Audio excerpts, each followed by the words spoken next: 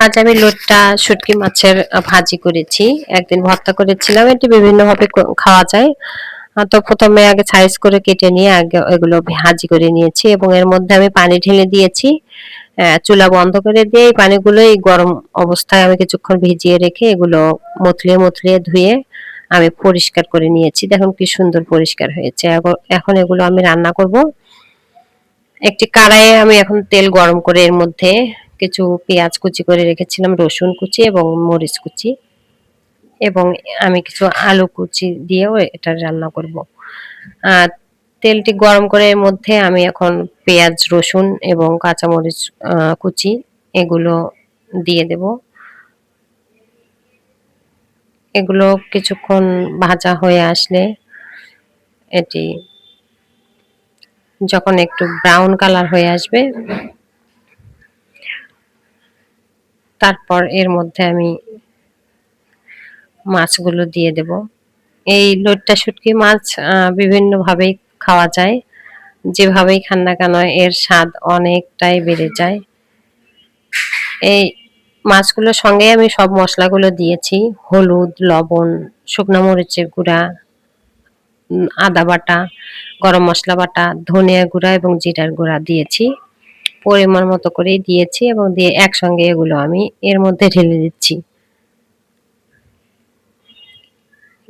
কিছুক্ষণ নেড়েচেড়ে উল্টে পাল্টে নেড়েচেড়ে একটু ভাজা ভাজা হয়ে আসলে আমি এর মধ্যে আলু কুচিগুলো দিয়ে দেব।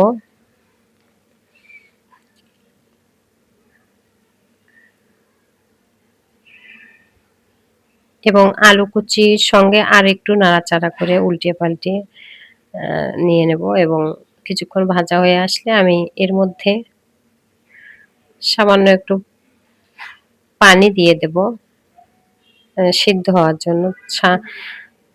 শুকনো শুকনো অবস্থায় এটি হবে না, আমি ঢাকনা দিয়ে ঢেকে দিচ্ছি